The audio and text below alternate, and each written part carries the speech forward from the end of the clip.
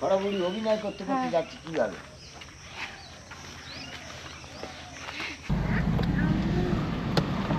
আমরা রওনা দিয়ে দিলাম মোটামুটিকে গুড বাই বলে। গয়নার বাস্ক বলতে টোটালটা এই বাড়ি শুটিং। আচ্ছা, দাড়ির জঙ্গল বলে একটা জায়গা আছে, হাজার হাজার বিঘে সম্পত্তি আছে মা দুর্গার নামে। জমিটা দখল করো, তবে জমিদার হওয়া যাবে। মা দুর্গা তৈরি হয়, সরস্বতী তৈরি হয়, Lakshmi, Ganesh, Kartik. Welcome to a brand new blog. এটা আমাদের টাকি সিরিজের দ্বিতীয় পর্ব। এই দ্বিতীয় পর্বে আমরা দেখব যে আমরা গোলপাতার জঙ্গল থেকে বেরিয়ে আমরা সোজা চলে এসেছিলাম বিএসএফ ক্যাম্পে। সেখানে আমাদের জমা দেওয়া আই কার্ড আমরা তুলে নিলাম। আমার 135 নম্বর সিরিয়ালের আই কার্ড ছিল। তারপরে আমরা আবার কিছু দূর গিয়ে আমাদের পুরনো যে টোটোওয়ালা দাদু ছিল, গোবিন্দ দাদু ওনার নাম, তো ওনার টোটোতে উঠে পড়লাম। তো এরপর আমরা চলে এলাম টাকিতে, যেহেতু খুব শুটিং এর জন্য বিখ্যাত। প্রথমে আমরা চলে এলাম দেখতে টাকিতে শুট হওয়া একটি বিখ্যাত সিনেমা বিসর্জন সিনেমার একটি শুটিং স্পটে। সেই বাড়িটা আমাদের গোবিন্দ দাদু খুব সুন্দরভাবে স্বমহিমায় ঘুরে ঘুরে দেখালেন, বর্ণনা করলেন। এবং এরপরে যতগুলো স্পটে আমরা গেছি প্রত্যেকটা স্পটেই উনি খুব সুন্দরভাবে গল্প করে অভিনয় স্বমহিমায় জিনিসগুলো আমাদেরকে বুঝিয়েছেন, বলেছেন।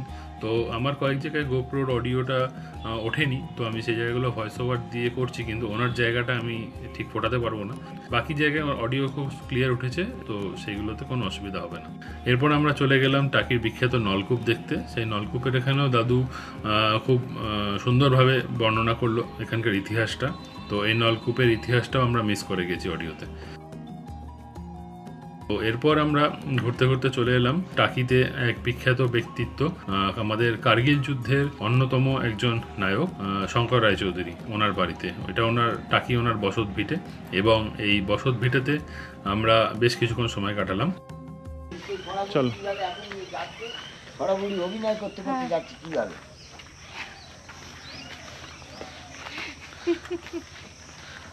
সরাসরি এইভাবে যাচ্ছে, আমি দেখেছেন নিশ্চয়ই বইটা। এইটা কি সত্যিটা দেখালাম না মিথ্যে হয়ে গেল? একদম বাস্তবে দেখালাম আমরা। প্রত্যেক শুটিং এ আমি থাকি, কেন আমার গাড়ি দিতে হয়। 20টা 25টা করে গাড়ি নেয়, এই গাড়ি আমাদের দিয়ে চলে যেতে হয়, ওরাই পরিচালনা করে। গয়নার বাস্ক বলতে টোটালটা এই বাড়ি শুটিং। আচ্ছা, এখানে টাকিতে শুটিং এর জায়গা বেশি। যেরকম এই পুরনো বাড়িতে ওরা থাকতো কি করে? তার আগে পরিষ্কার করে। ও শুটিং পার্টিদের পরিষ্কার করতে সময় লাগবে, 3 দিন আগে গাড়ি পাঠিয়ে দেবে, লোকজন পাঠিয়ে দেবে, একদম ঝকঝই করে ফেলে দেবে। এইসব রং চক করবে না, তো প্লাইউড দিয়ে আমরা ডেকোরেশন করে ফেলে দিল। একটা কাঁঠাল পড়ে যায়, হ্যাঁ ওই জন্য কাঁঠাল সব পচে পচে পড়ে যাচ্ছে। নেওয়ার নেই তো, পচে পড়ে গেছে, পচে গেছে। একটা পড়েছে, একটা আসলে লোক না থাকি খাবে কি অথচ। আর এই দাদা আসলে 20টা করে মোটর ভ্যান কিনে দেয় গরিবদের প্রত্যেক বছর, 20টা করে। তাহলে 70,000 টাকা করে দামে একটা গাড়ি 20টা করে দেবে, প্রত্যেক অষ্টমীর দিন দেবে এই গাড়ি। আসুন, তারপরে এদের অবদান অনেক। টাকিতে একটা মেয়েদের স্কুল ছিল 800, শুধু তো না, কত অবজেকশন। শঙ্কর রায়চৌধুরী বললো আমার টাকি শিক্ষার জায়গা, জমি কিনে যাদের জমি ছিল তাদেরকে চাকরি দিল দুজনের, দিয়ে ওই 8,000-এর স্কুল করে দিয়েছে মেয়েদের। একটা গভর্নমেন্ট হাই স্কুল ছিল, 4খানা করে দিয়েছে টাকিতে, গভর্নমেন্ট হাই স্কুল করে দিয়েছে। যেগুলো প্রাইমারি ছিল সেই হাই স্কুলগুলো 3 তালা করে দিয়েছে। না, মনটা থাকা দরকার। এই যে বোধম পুজো হয় আগে, বোধম তলা, এটা বোধম পুজো, বোধম স্থান। এই বসত ভিটেতে অনেক কিছু জানার আছে, অনেক কিছু দেখার আছে। এবং এখানে উনি খুবই প্রতিষ্ঠিত একজন মানুষ, এবং এই টাকির সমগ্র জনকল্যাণের জন্য ওনার অনেক অবদান রয়েছে। এবং সেইগুলোই গোবিন্দ দাদু আমাদেরকে খুব ভালোভাবে বললেন। অনেক স্কুল উনি খুলেছেন, এখানে বিরাট দুর্গাপুজো হয়, সেই দুর্গাপুজোর বর্ণনা দিলেন। এবং সেই দুর্গাপুজো যেখানে হয় সেই দুর্গা দালানটা আমরা দেখলাম। সেই দুর্গা দালানে কিভাবে কাঠামো তৈরি হয়, খড় দিয়ে কিভাবে কি পদ্ধতিতে হয়, সেই সব পুঙ্খানুপুঙ্খানু খুব ভালো করে বর্ণনা উনি আমাদের দিলেন।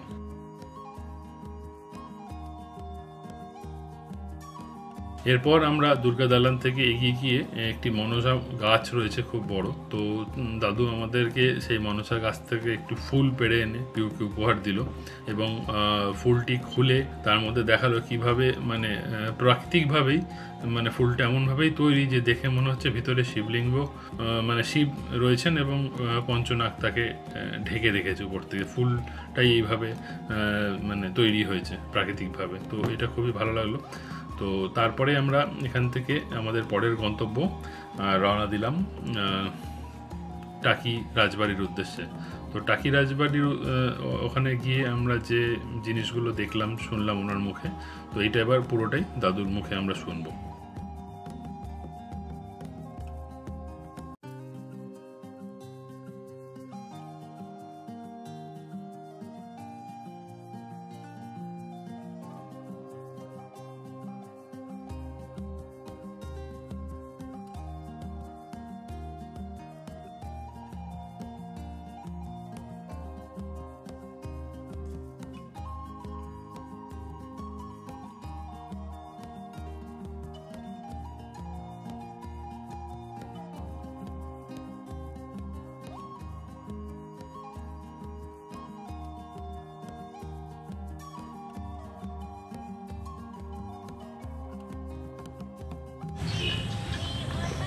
এটা হলো টাকি জমিদার বাড়ির প্রবেশ পথ।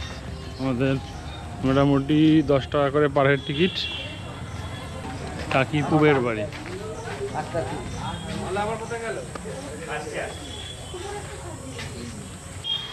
এই আপনার রাজবাড়ির পূর্ণিমা বলেছিলাম, এই মহিষ বলির খাড়া, এটা একটা পাঁঠা বলির খাড়া, এটা চণ্ডী পুজোর ঘর। ছাতিতে লাঠি অবধি লাগে এই জমিদার বাড়ি। এই জমিদার বাড়ি আমাদের জমিদার বাড়ি বলে বলে অভ্যেস হয়েছে, রাজবাড়ি আসে না। কেন রাজবাড়ি না? মিথ্যে কথা। তা এই জমিদার বাড়ির আপনার এই 3-4টি সিন্ধুক আছে, এই পিতল কাঁসা দুর্গা ঠাকুরের জন্য রেডি। এখান থেকে কেউ হস্তক্ষেপ করতে পারবে না। এই পিতল কাঁসা পুজোর দিনই বেরোবে। সেই যে পিতলের কাঁসার জগের থেকে আর ভোগী থালা অবধি মার ভোগ দেওয়া হবে, সেই সব যন্ত্রপাতি সব জিনিস ভর্তি করা আছে। এই পুজোতে এখানে চণ্ডী পুজোর ঘর বসবে, এখানেই সব সন্ধে পুজো দেওয়া হবে, এখানেই সব আরম্ভ। তো গিন্নিমা মারা গেলে, গিন্নিমা মারা যাওয়ার পরে দিদিভাই বললেন যে মা মারা গেছে, আর মহিষ বলি হবে না। এখন আর মহিষ বলি হয় না, এখন পাঁঠা বলি হয়। এই মহিষ বলি দেখার জন্য কলকাতাতে লোকে ছাদে লোক ভর্তি হয়ে যেত, ছাদে লোক জায়গা দেওয়া যেত না এত ভিড় হতো দেখার জন্য। এত ভিড় হতো। আবার ওই মহিষের রক্ত নিয়ে তিলক কেটে চলে যেত সব। আর ওই মহিষ টানতে টানতে এখান থেকে টানতে টানতে নিয়ে মেন রাস্তা তুলে মুচিরা নিয়ে চলে যাবে গাড়ি করে, সঙ্গে সঙ্গে এখানে রাখা যাবে না। এই জগন্নাথ রায়চৌধুরী, সূর্যকান্ত রায়চৌধুরী, এদেরই বাড়ি, এদেরই জমিদারেরা।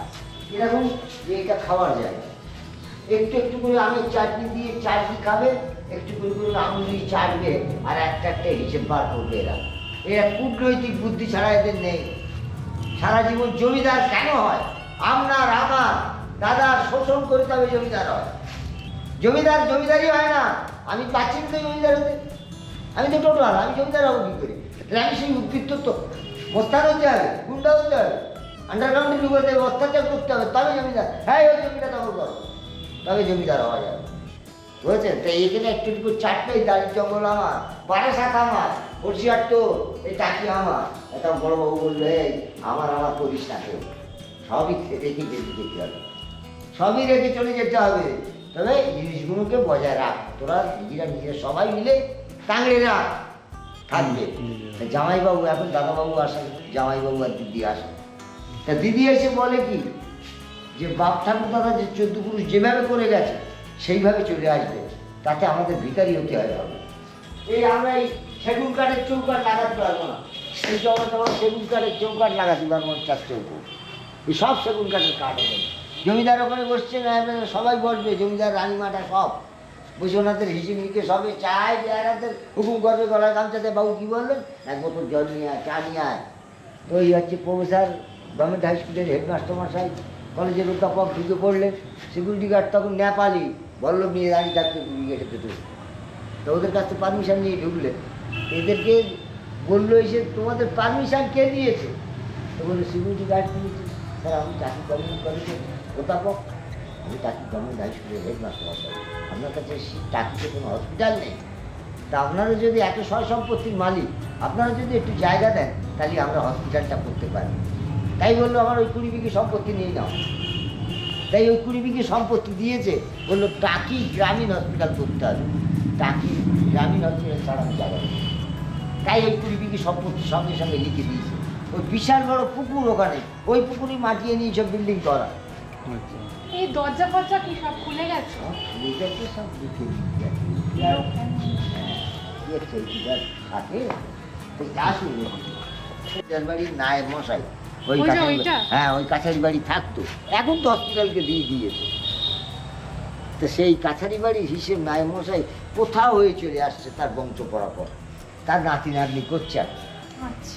দাড়ির জঙ্গল বলে একটা জায়গা আছে, হাজার হাজার বিঘে সম্পত্তি আছে মা দুর্গার নামে। মা দুর্গার সম্পত্তি বিক্রি করে ধান, মাছ, জলকর ফিশারি বিক্রি হয়, কোটি কোটি টাকা ইনকাম। তা কোটি কোটি টাকা মা দুর্গার কাজে লাগে। কী লাগে? এইটুকুনি জায়গার মধ্যে একটুখানি খড় জন্মগ্রহণ করে প্রত্যেক বছর, একই টাইমে একই জিনিস। মা দুর্গা তৈরি হয়, সরস্বতী তৈরি হয়, লক্ষ্মী, গণেশ, কার্তিক, পশু, সিংহ সব ওই খড়ে গড়িয়ে যাবে, বেশিও হবে না কমও হবে না। তো সেই জিনিস আপনাকে এখন আর দেখাতে পারছি না। মাটি খুঁড়েছে, মাটি সব ফেলেছিল, চাপা পড়ে গেছে। আপনি সামনে বছর আসবেন, আপনাকে দেখাবো ওখানে তৈরি হয়। আমাদেরও বাড়িতে দুর্গাপুজো হতো। অষ্টমীর দিন এক দাদা মারা যায় বলে আমরা দুর্গাপুজো বন্ধ করে দিয়েছি। তাই নিত্য নারায়ণ ঠাকুর আছে, রাধারানী, নাড়ুগোপাল, মধুসূদন, ওদের সেবায় প্রত্যেক বছর আমাদের খরচা দিতে হয়। এই রথ আমার বছর যেদিন আসবে আবার 5,000 টাকা দিতে হবে। ভয় নেই তো? আমি আছি তো। না মানে জঙ্গলটা জঙ্গলটা কি আছে আপনার ধারে? আমি সে বন্ধ করে দিয়েছি কখন। আপনার ধারে কোনো জন্তু আসবে না। আমি গুনিনীর বাচ্চা, সাপে কাটা ঝাড়াই আমি।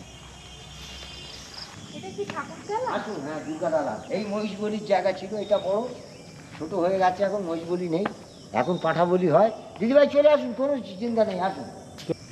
এই হচ্ছে দুর্গা মণ্ডপ, এটা থিমের ঠাকুর। এই থিমের ঠাকুর রথের দিন ওই কাটাম কাটা হয়েছে, তিথি দেখে কাটাম কাটা হয়। আর তিথি দেখে এখান থেকে টাকিতে 16টা ওয়ার্ড, কারোর ক্ষমতা নেই দুর্গা ঠাকুর বের করার। টাকিতে কিন্তু দুর্গা পুজো ফার্স্ট, কোনো ক্লাব, কোনো বাড়ি বন্ধ নেই কিন্তু দুর্গা পুজো। তাই 16টা ওয়ার্ডে কারুর বের করার ক্ষমতা নেই। পুলিশ গার্ড দেখে ঠাকুর বেরোবে, আগে সবাই ওত পেতে থাকে যে পুজো বাড়ি ঠাকুর কখন বেরোবে। টাকিতে 4টে নাম আছে জমিদারের। এটা পূবের বাড়ি, দক্ষিণ বাড়ি, উত্তর বাড়ি, পশ্চিম বাড়ি। টোটোওয়ালাদের বলুন, এই আমি যেগুলো বলছি বলতে পারলে তার আপনার মুখে জুতো মুখে করে নিয়ে যাবো। এটা কি সব সময় পূজো এই হয়? পুজোটা সন্ধি পুজো হবে প্রত্যেক দিন। না শুধু কি দুর্গাপূজার সময়ই পূজো হয়? এই দুর্গাপুজোর সময় আর সারা বছর এরকমই এরকমই থাকবে। এই দুর্গা ঠাকুরটা বুড়ি হয়ে যাবে পুকুরে। আচ্ছা। আর এইখানে বড় ঠাকুর তৈরি হবে। মার যখন সিংহাসনেতে নামাবে, মার দু চোখ দিয়ে টপ টপ করে জল পড়বে। তার মানে আমাকে সিংহাসনতে নামাই দিচ্ছিস আর আমার রাখবি না? এই রাজবাড়ির হিসেব হচ্ছে, এই জমিদার বাড়ির ঠাকুরের বিরাট প্রভাব আছে। প্রহরী। হ্যাঁ, তো ওই আপনার দুটো কাঠ আছে দেখুন, ওই সেগুন কাঠ, ওই কাঠ দিয়ে ঠাকুর বেরোবে। মা দুর্গা নিজের নৌকোয় নিজে চড়ে, কারুর নৌকোয় চড়ে না। মার নামে দুখানা নৌকো আছে, সেই নৌকো দুটো বিসর্জনের দিন ঘাটে আসবে। দেখলে মনে করবেন কি নতুন তৈরি হলো। মাস মাইনে দিয়ে রাখা আছে তাদের, সব সময় দুটো নৌকোর উপর যদ্দ চলছে অলটাই। তো এই হিসেব দিদিভাই এসে ওখানে চেয়ার নিয়ে বসবে, সব মোস্তান গুন্ডারা গোপ পাকড়াবে, আর ওখানে বসে থাকবে 1 বস্তা টাকা নিয়ে। আর সেই পুরনো খাতা বার করবে, এই তোর বাড়ি কজন? 8 জন, এই নিয়ে 8,000 টাকা অষ্টমীর দিন কৃষক জামা প্যান্ট কিনে দিয়ে ছেলে মেয়ে। এই প্রথা ধরে চলে আসছে। এটাকে বলা হয় বেহারাপাড়া। বেহারাপাড়া কেন বলা হয়? এই ঠাকুর বয় তারা, তাদের বংশধর পরপর আছে, তাদেরকেই দেওয়া হয় টাকাটা। তাদের খাতা আছে, সেই খাতা ধরে ধরে নাই মাসে বলবে, আর ওই মস্তানেরা টাকা গুনে গুনে দেবে। দিদিভাই বলবে আর জিজ্ঞেস করবে আর দেবে। আর এইখানে প্যান্ডেল করে 5 দিন খাওয়ানো হবে। ওই দাড়ির জঙ্গলের জলকরের মাছ সব ম্যাটারও করে আসবে। এই পুকুরি মাছ ধরা হবে, ওই পুকুরি মাছ ধরা হবে, সব এখানে গুঁটো করা হবে। 10 জন কাটোয়ার আসবে, কাটবে খালি মাছ কাটবে। হ্যাঁ, আর আপনাকে দিদিভাই এসে জিজ্ঞেস করবে, একটু মাছ নিন না, একটু মাছ নিন, আমাদের পুকুরের মাছ, আমাদের ঘেরের মাছ আপনি খান। বাগদা চিংড়ি, গলদা চিংড়ি, ছাটি চিংড়ি, আপনার কাতলা মাছ, ভেটকি মাছ, ভাঙান মাছ, কি খাবেন? মাছ ম্যাটার করে আসবে দিদিভাইদের ঘেরের গাড়ি। মানে পুজোর সময় এলে আপনাদের এইসব কাণ্ড দেখা যাবে। কাণ্ড দেখা যাবে কি? আপনার যেতে ইচ্ছা করবে না। যদি এই কথার সঙ্গে না মিল হয়, আমি আনবো না আপনারা কোনোদিন টোটো করে। আমি লটারি করবো না। হ্যাঁ ঠিক আছে, নিয়ে এইরকম ভাবে বোঝানোর ক্ষমতা কোনো টোটোওয়ালার নেই। জানে না তো বোঝাবে কি? ওই গেটের সামনে গাড়ি রেখে আপনাকে বলবে যান এইটা রাজবাড়ি দেখে। কেন তা হবে কেন? আমি পয়সা দিয়েছি তোমাকে, গাইডম্যান কে? তুমি তো। এর আগে 2বার এসে যাচ্ছে, এটা দেখেই চলে গেছে। এত কিছু তো মানে শুনিও নি কোনোদিন। শোনেননি, দেখেন। আসুন, আরো জিনিস দেখবেন, আসুন আসুন আমার সঙ্গে আসুন। ওনাদের চাল সব দেবে ওনারা। একটা ঘাটে নোনা ইট দেখাতে পারবেন না, যদি দেখাতে পারেন আমার গাড়ি আপনাকে দিয়ে দেবো। আগেকার মিস্ত্রি খেয়েছে আর করেছে, কাঠে পড়া ইঁটে সব, এইসব কাঠে পড়া ইঁট সব পাজা পড়া তো এর ভিতরে, পাজা পুড়িয়ে এইসব ইঁট তৈরি করতো হাতে পিটি।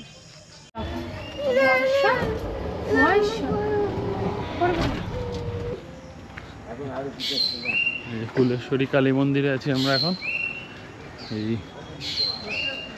টাকির বিখ্যাত টাকি ফুলেশ্বরী কালী মন্দির। মামাম ওই দেখো ঠাকুর দেখো।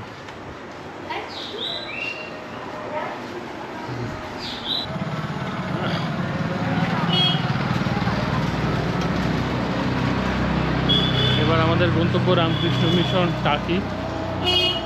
প্রার্থনা চলছে, ভিতরে যাব না। এটা রামকৃষ্ণ মিশন হাই স্কুল টাকি।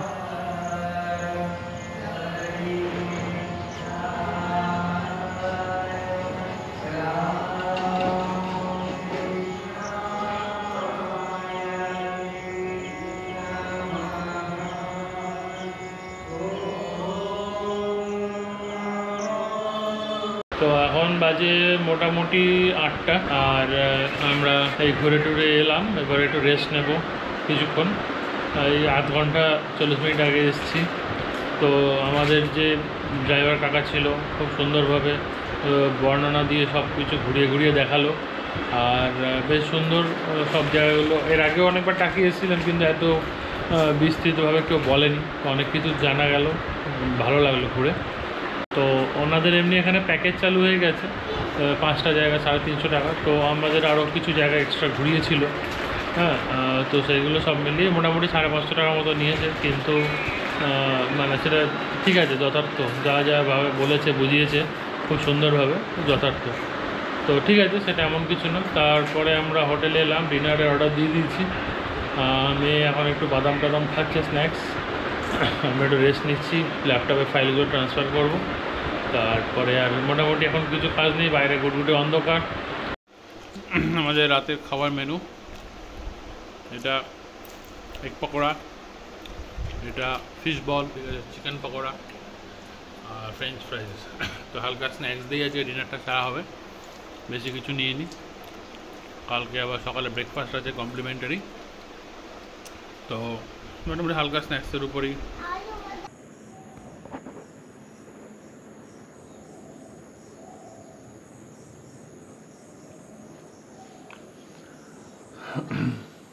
গুড মর্নিং, সুপ্রভাত টাকি থেকে। এই হচ্ছে ভোরের সুন্দর ইছামতি নদী, মেঘ করে আছে। রাতে ভালোই বৃষ্টি হয়েছে। গুড মর্নিং আবার আরেকবার ফ্রম টাকি। মোটামুটি আমরা সব প্যাকিং কমপ্লিট, মোটামুটি প্যাকিং কমপ্লিট হয়ে গেছে। আর এবার ব্রেকফাস্টে বলেছে 9:30টায় দেবে, 8:50 বাজে। 8:30টায় প্রথমে বলেছিল, একটু লেট চলছে ওরা। তো আমাদের মোটামুটি প্যাকিং কমপ্লিট। এই যে ম্যাডাম রেডি, ছোটো ম্যাডাম রেডি। এরপর আমরা একটু ব্রেকফাস্ট করবো, করে কলকাতার উদ্দেশ্যে, বাড়ির উদ্দেশ্যে রওনা। দেখা যাক ব্রেকফাস্টে কী আছে। আমাদের ব্রেকফাস্ট চলে এলো। আজকে আমাদের ব্রেকফাস্ট হচ্ছে ব্রেড বাটার টোস্ট, আমাদের জন্য 3টে পোচ, মেয়ের জন্য ম্যাগি, আর এবং বলতে বলতে চলে এলো আমার পুরি সবজি, খোলা খোলা লুচি, দারুণ খেতে।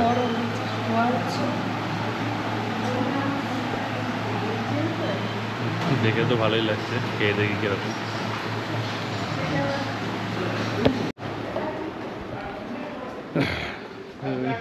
এই মোটামুটি কমপ্লিট। এরপর কলকাতার উদ্দেশ্যে বেরোনো। গাড়ি রেডি করে নিই, রাতভর বৃষ্টি হয়েছে, গাড়ি পরিষ্কার হয়ে গেছে।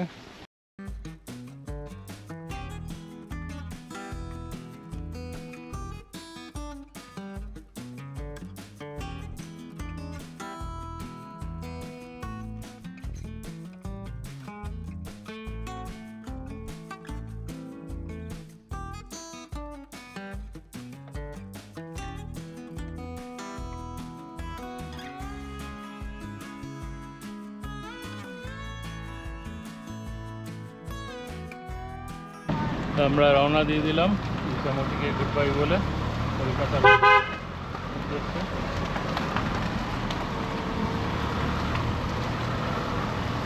এটা অ্যাকচুয়ালি দক্ষিণ বাড়িটা কি সেটা আমি বলছি।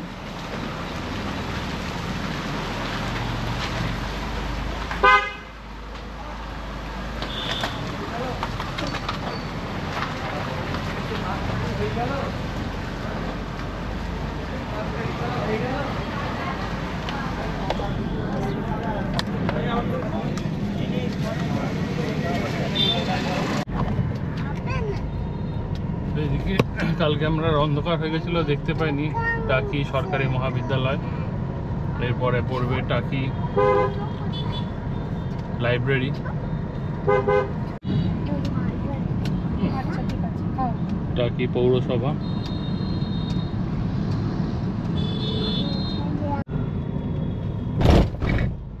তো আমাদের একদিনের ছোট্ট টাকি অভিযান মোটামুটি শেষের পথে। এই আমরা বাড়ির পথে রওনা দিয়ে দিয়েছি, মোটামুটি 12টার মধ্যে ঢুকে যাওয়ার ইচ্ছা আছে যদি ঠিকঠাক থাকে রাস্তাঘাট। মোটামুটি ওয়েদারটা ভালোই, মেঘলা করে আছে, খুব একটা রোদ নেই। ওভারঅল একদিনের জন্য ছোট্ট গেটওয়ে কলকাতার থেকে। আমাদের বাড়ি থেকে 70-72 কিলোমিটার, খুব একটা দূর না, ঘন্টা দুয়েকের পথ। ঘন্টা দুয়েক লাগে না, কিন্তু এখানে রাস্তাঘাট যেরকম দেখছো ওয়ান ওয়ে সিঙ্গেল লেন, মালঞ্চ থেকেও সিঙ্গেল লেন, তারপরে আরও সরু হয়ে যায় রাস্তাঘাট, তো সেই হিসাবে টাইমটা একটু বেশি লাগে। আর যখন টাকি পৌরসভার রাস্তা স্টার্ট হয়ে যায় তখন তো আরও সরু হয়ে যায়। দেখতেই পাচ্ছ এটা টাকি পৌরসভার রাস্তা, একদম সরু সিঙ্গেল লেন, দীঘা ঢোকার আগে যেরকম হয় ওইরকম জায়গাটা। তো এটা মোটামুটি 12-14 কিলোমিটার মতো, 12 কিলোমিটার মতো এই রাস্তাটা। তো এটাতে খুবই সাবধানে চালাতে হয়, স্কুল আছে, স্কুলের বাচ্চারা যায়, তো সেগুলো একটু দেখেই চালাতে হয়। বাকি ওভারঅল হোটেলটা খুবই ভালো ছিল, লোকেশানটা খুবই সুন্দর ছিল, আর আমার তো পার্সোনালি খুব ভালো লেগেছে। কেউ বলো তোমার কিরকম লাগলো একদিনের ছোট্ট গেটওয়েতে আমাদের? ভালো, খুবই সুন্দর লেগেছে। একটা দিনে মানে রিফ্রেশমেন্টের জন্য খুব ভালো। আর হোটেলের ভিউটা এতটা সুন্দর, হোটেল রুম থেকে ভিউটা এতটা সুন্দর, একদম ইছামতি নদীর পাড়ে হোটেলটা। ওই হোটেলের ভিউয়ের জন্যই আরো মানে লোকরা ওখানে আসে। আমরা বেরিয়ে যাওয়ার পর আরো 4-5টা ফ্যামিলি ঢুকলো, তারা কাটাতে এসছে, সিনিয়র সিটিজেন একদল ঢুকলো, তারাও ওই হোটেলে কটা দিন কাটাতে এসছে। ভালো লেগেছে একদিনের জন্য। খাওয়া দাওয়া কিরকম ছিল? খাওয়া দাওয়া আমি বলবো না খুব ভালো, মোটামুটি মোটামুটি খাওয়া দাওয়া। তা লাঞ্চ ব্রেকফাস্ট আমরা কি খেয়েছি দেখিয়েছি, তো ওই ঘরোয়া খাবারের মতো, ঘরোয়া খাবারের মতো ছিল। আর কালকে তো আমরা ঘুরতে গেলাম, ছোট একটা অ্যাডভেঞ্চার। কালকে ঘোরাটা খুব সুন্দর ছিল। যেই ভদ্রলোক আমাদের টোটো মানে দাদু ছিলেন, উনি এত সুন্দর করে আমাদের বুঝিয়েছেন, দেখিয়েছেন। উনি যদিও বা গাইড নয়, টোটো চালান, কিন্তু উনি এখানকার বাসিন্দা বলে, মানে ছোট থেকে একদম বড় হয়েছে বলে এখানকার পুঙ্খানুপুঙ্খানু ব্যাপার সব কিছু ওনার নখদর্পণে। সেই জন্য উনি সব কিছু আমাদের ইলাবোরেটলি দেখিয়েছে, যেটা আগে আমরা কোনোদিন পাইনি দেখতে। সেইটা আমাদের এসে একদিকে সেইটা আমাদের ভালো লেগেছে, লাভ হয়েছে। রাইট, সেটা আমাদের একটা এডিশনাল এই ট্রিপে মানে পাওনা বলতে পারো। তো অ্যাপার্ট ফ্রম দ্যাট একদিনের জন্য বা এক রাত 2 রাতের জন্য কলকাতার মধ্যে টাকি এখন বেশ ডেভেলপ করেছে। এটাও জানতে পারলাম যে পুজোর সময় নাকি এখানে অনেক ভিড় হয়।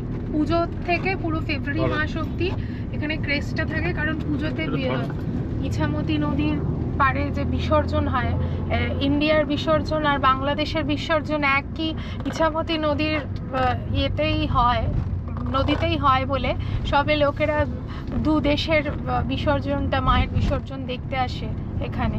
প্লাস এখানে যে জমিদার বাড়ি আছে, সেখানে জমিদার বাড়ির দুর্গাপুজো হয়, সেটাও মানুষে নাকি প্রচুর দেখতে আসে, সেটাও নাকি খুব দেখার মতন একটা জিনিস। তো এটাও আমাদের জানা ছিল না। যদি ভবিষ্যতে কোনো দিন ইচ্ছা হয় তাহলে পুজোর সময় একবার এসে আমরা দেখে যাব কেমন এখানকার দুর্গাপুজো। পুজোর সময় বুকিংটাও খুব, আর আগে থেকে করতে হয়, পুজোর সময় বুকিংও আগে থেকে করতে হয়, না হলে ঘর পাওয়া যায় না। হোটেলের ম্যানেজারও বললো। যাই হোক, তাহলে মোটামুটি একটা ওভারঅল আইডিয়া পেয়ে গেলে কীরকম কী ব্যাপার স্যাপার টাকিতে। যদিও খুব কমন জায়গা, অনেকেই আসে। তো আমাদের এই ছোট ট্রিপটা কেমন লাগলো কমেন্টসে জানিও। অবশ্যই লাইক করো, কেউ সাবস্ক্রাইব করছে না, অনেক ভিউ পড়ছে কিন্তু সাবস্ক্রাইব হচ্ছে না। তো কার্শিয়াংয়ের ভিডিওটা আগেই এই ভিডিওটা এসে যাবে। কার্শিয়াংয়ের বাইক রাইডের ভিডিওটা এডিটিং চলছে, ওটা অনেকগুলো ফাইলস মানে এডিট করার টাইম হয়ে উঠছে না সত্যি কথা বলতে। অরিন্দম আর স্বপ্নদ্বীপের ভিডিও অলরেডি বেরিয়ে গেছে, ওদের পার্ট 2 এর ভিডিও আসছে।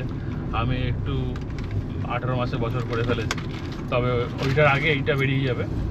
তো ওইটা বেরোলে নিশ্চয়ই দেখো। আর এই একদিনের ছোট্ট টাকি সফরটা দেখো। বাকি ফেরার রাস্তায় তেমন কিছু দেখানোর নেই। মোটামুটি নর্মাল সিঙ্গেল লেন হাইওয়ে, যদি কিছু ভালো হয় দেখাবো। তো আমরা এবার আস্তে আস্তে কলকাতা ঢুকে গেলাম। এই এখন মেট্রো ক্যাশ অ্যান্ড ক্যারির উল্টো দিকে আছি। এইবার আর মিনিট 15-20 মধ্যে বাড়ি ঢুকে যাব। তো আজকের মোটামুটি এইটুকুই ব্লগ থাক। আশা করি তোমাদের ভালো লেগেছে, অনেক মজার মজার জিনিস দেখাতে পেরেছি। তো ভালো লাগলে একটা লাইক করো, চ্যানেলটাকে সাবস্ক্রাইব করো, একদমই ছোট্ট নতুন চ্যানেল। তো আশা করি কিছু ভালো কন্টেন্ট বানাতে পেরেছি। তোমাদের ভালো লাগলে কমেন্টস করো, জানিও কোনটা কোনটা ভালো লেগেছে। টাকিদের আরও কিছু দেখার থাকলে সেটাও কমেন্টসে জানিও। আর তেমন কিছু বলার নেই, সবাই ভালো থেকো। চলো টাটা, দেখা হবে পরের নতুন কোনো ভ্লগে।